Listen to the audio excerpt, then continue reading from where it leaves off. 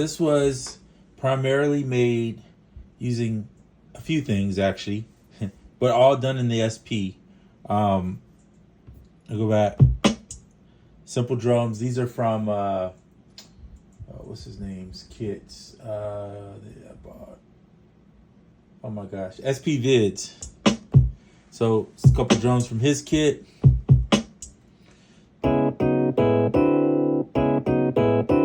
These chords, I made these chords and I used them from Scalar, and I actually played them right in from the iPad. So left them on gate so I could just play them, which is what I like to do. This percussion came from two apps, Borsta, both from Clevgrant, and then Shaka. And then what I did was put some reverb on them. And I'm using this new app. I'll talk about it once I get the hang of it. I kind of learned a little bit about it. And this is it's called Prism. It's new. It's a Prism MIDI sequencer. So I did 2 tracks, 1 and 2. 3 was where I was attempting some chords. I didn't like the way it worked, though, to be honest with you, on the chords portion of it. But I was sending them basically through Scalar to do this. And then I was just like, it don't even sound that good to me the way it's. I'd rather play it. Chords just, in my opinion, programming chords is just not fun for me. I don't know why, but it doesn't click with me. I need to sit. I mean, I can put them in here, and then as long as I'm at least playing something rhythmically with it, I feel like I get more out of it sound-wise, and I control just the rhythm of it or something. It's just got to be something played for me. I can get away with the percussion stuff because a lot of times if the sample is really good or something like that, it'll work. But I don't know. Even then, I still feel like you can program some of it, but some of it you got to play. Like some of the kicks, when I do my ghost kicks, whatever, I'll play the ghost kick. I might program initial, and I'll program snares. Hats, I might program the hat, but I'll go back and at least do the ghost kicks. Or if I'm doing ghost snares, I'll do the ghost snares live. I won't do them. I won't program the ghost kicks or ghost snares. I just think it sounds corny if you do it, unless you're gonna sit there and nudge each one off the bases. Anyway, so then I went to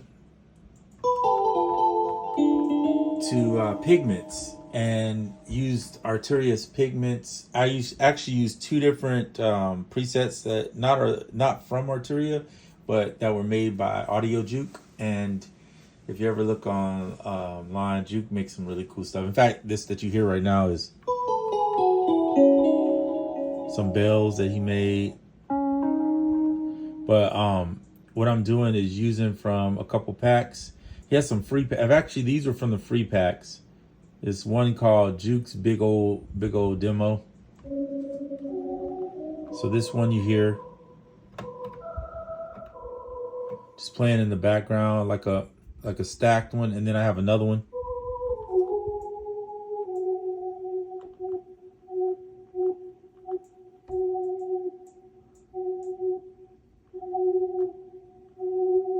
Right? All right, so I play like a little pattern with just one note, and then the other one is me just holding down that. So those 2 in here with the chords. The horns are from Swam Instruments. I played it on using the keyboard though, because I prefer it that way. For some reason, when I'm on the iPad, sometimes it'll, and I don't know if this is just a touch issue with the new iOS, but it's been missing notes when I hit them. It's not triggering in the timing that I like, and it's starting to get a little bit frustrating to use it.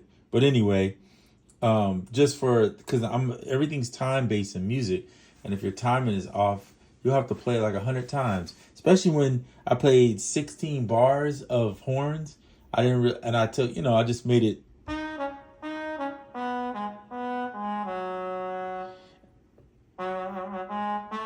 Just playing to the feel of it, right? And then I use the encoder pressed in with the gate on it, and you see the gate blinking, so that it doesn't play. So when you go to the pattern and you play it, it'll play a cycle of 16, and then it'll cut off, and then it'll come back in on the next 16, or the following 16. It'll give it 16 on a break.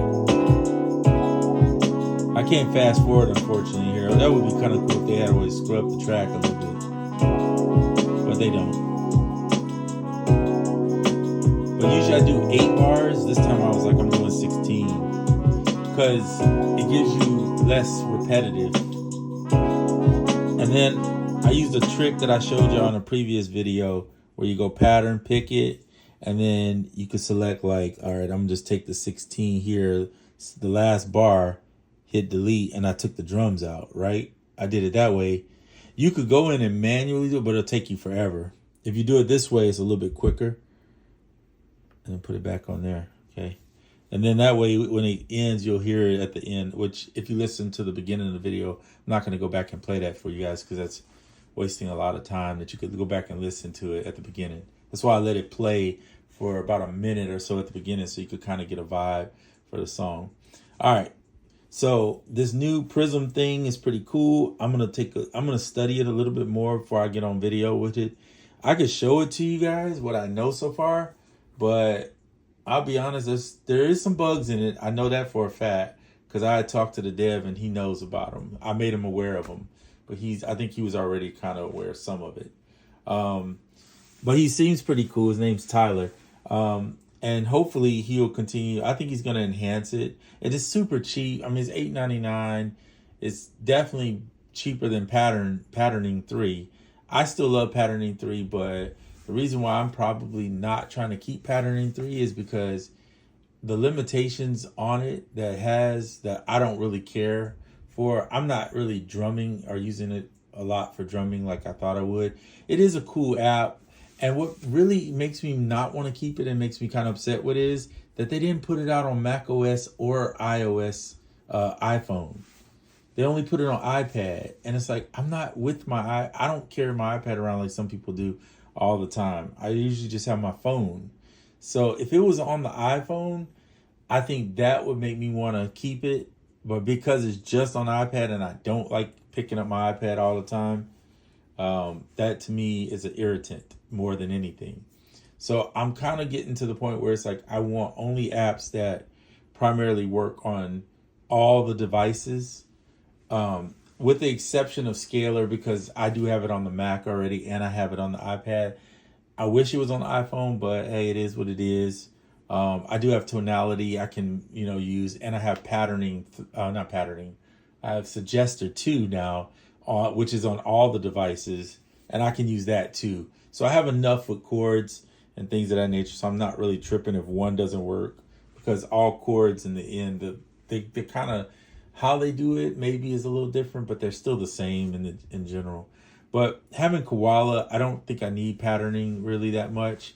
And if I keep, which I am probably going to keep it, Prism, I'll be good. And Drombo can do stuff like that. The same type of vibe that patterning can do, where you can tell it to not play certain stuff and, probability, chance, and all that good jazz. Pattern has its own little unique things that are cool. I do like the swing in patterning. It was pretty good. The export stems, the swing are really good. Now, maybe if the price goes down too, like if it's not $30, I might grab it again. Like if I see it on sale on Black Friday, I'll go after it. I'm just not convinced at $30 with only being on one device that it's worth it. And this video is not about that. This video is about this song that I'm making here, but since I touched on the topic, I figured why the heck not say it, Anyway, so yeah, cool stuff you can do in SP. Man, that feature with that encoder gate, allowing you to drop stuff out. If you let it just go for like one extra bar past what you normally record, it'll do that. It'll automatically trigger to wait a cycle and then come back in. So anyway, use it. Definitely I'll keep you posted as I go through and find more stuff that we can do. I'm going to keep this video short. It's already almost 11 minutes. I'll get on the next video and talk to you guys about this app, what I think is cool about it, some of the things I don't get, and hopefully in the process of that, the dev is pretty kind. He will help you if you need help with it. I'll try to reach out to him and get some help and see if I can understand stuff better. But I got some basic stuff down. So anyway, I'll show you on the next one. That's it for this video. I'm out.